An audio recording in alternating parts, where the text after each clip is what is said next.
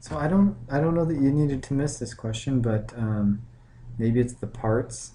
Um, I don't see how it's a part question, but this is a question lots of people missed, or at least missed a part. So maybe there's a follow-up I haven't seen. It says the population of current statistics students has ages with mean mu and standard deviation sigma. Now, all they're saying there is we don't know what the mean is as a number, and we don't know what the standard deviation is as a number, so we just give it a name, a variable. In this case, we call them parameters because they're going to be filled in with a variable, with a number. Samples of statistics students are randomly selected so that there are exactly 49 students in each sample. Now, it didn't say how many samples were selected. We'll just assume that there were an infinite many of them. Um, and then it says for each sample, the mean age is computed. What does the central limit theorem tell us about the distribution of those mean ages? So keep in mind, this isn't a regular distribution where you're thinking of just a bunch of x points, data points. This is a distribution of x bar points, so average points, where you're taking sets of 49, you're averaging them, and you're marking them down as like an item and creating a distribution. That's the sample distribution of sample means. In fact, this was simulated. I'll go to where it was. If you go into the multimedia library and choose chapter 6, under the Java applets there was only one, sampling distributions, and it was simulated where they took I'm just going to make a bell-shaped one.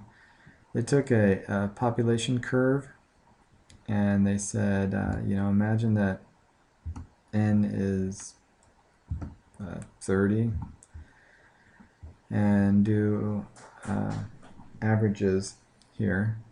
And I'm just going to do one at a time for right now. So I'm going to take 30 from the population, sample them out, figure out what their average is, and drop that down, mark it. And then I'll do it again. 30, figure out the average of those 30, but in this case, they really had 49. So let me get a little closer to that with 49. So I, get 49 from the original population. So let's imagine these are statistics students, and they are, whatever their age is or their IQ score or whatever.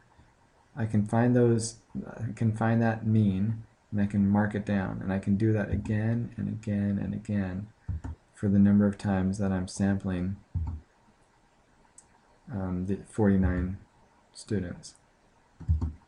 Now, if I imagine that I went on with this, I would eventually create a distribution out of all those x bar points. See, these up here are x points because they're from the actual census, the data. These here are means, so they're a stack of mean points. And the reason why it's higher here is because there's a whole lot more that averaged out, in this spot here. And there were a few that averaged out here, and there were essentially none that averaged out here.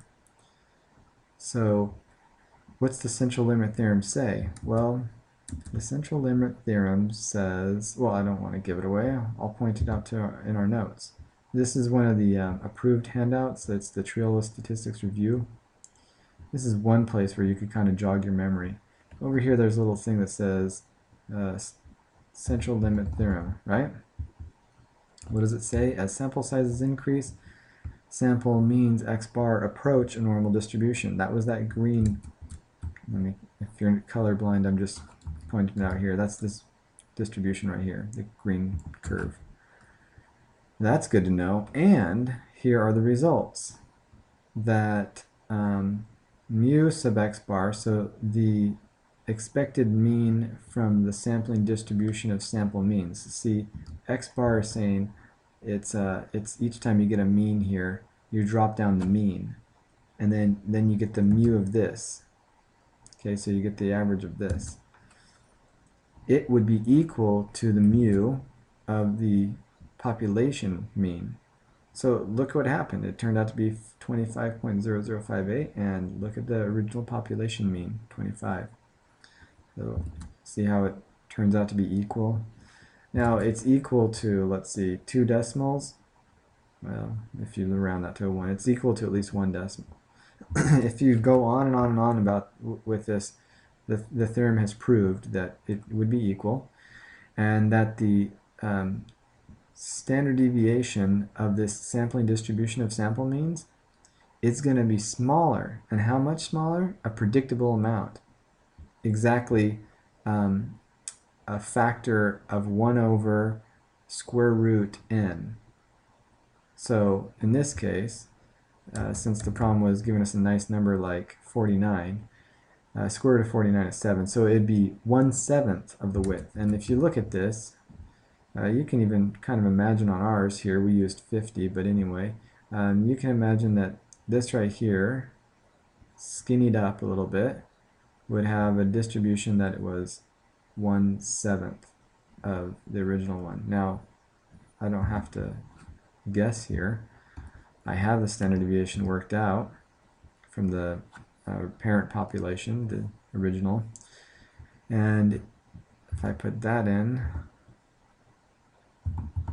now I'm not going to put divided by 7 because we actually were dividing by, oh, cheap calculator, sorry, operator error. I'll put the square root in first.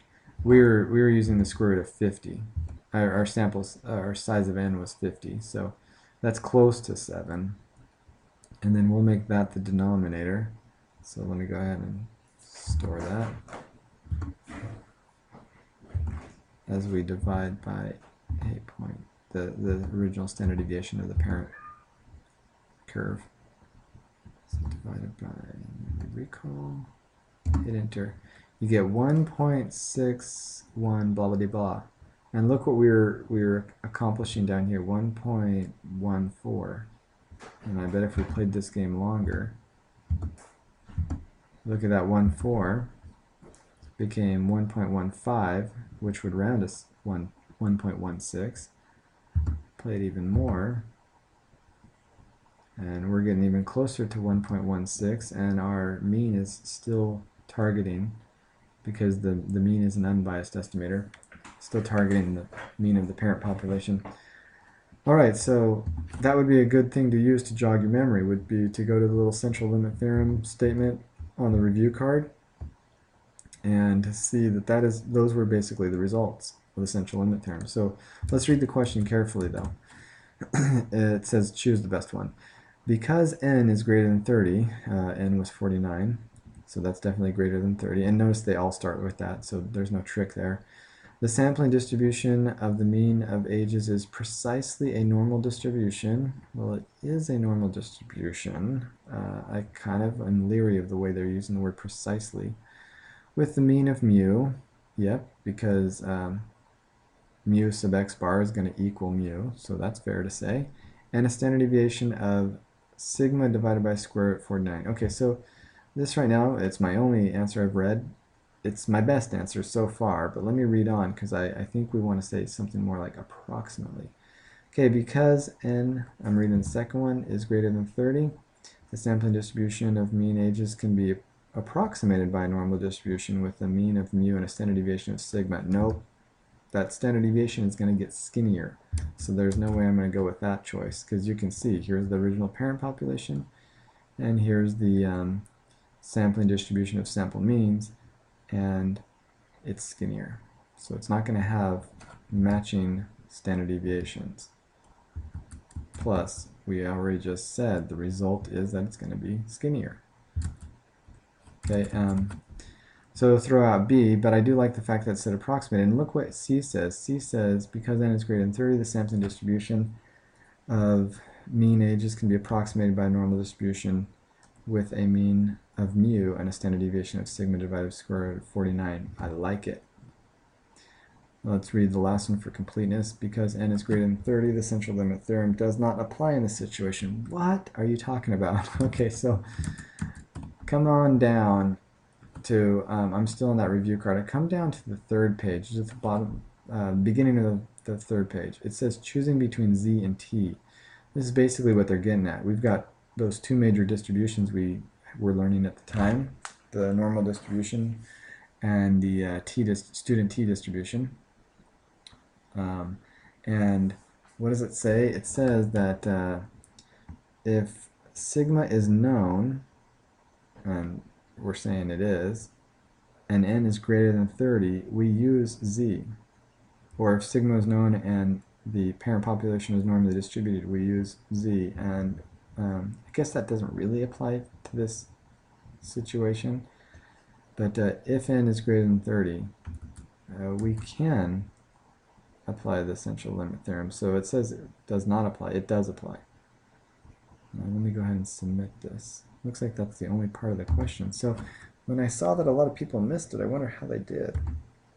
This is almost a direct application of what we have written on the card. It's a concept check, and I think a lot of us were having more trouble on concept checks than we were on just, mechanically crunching through some numbers. Anyway, that's the concept. Kind of reinforced here with the whole simulation here that you can kind of just investigate and learn the process.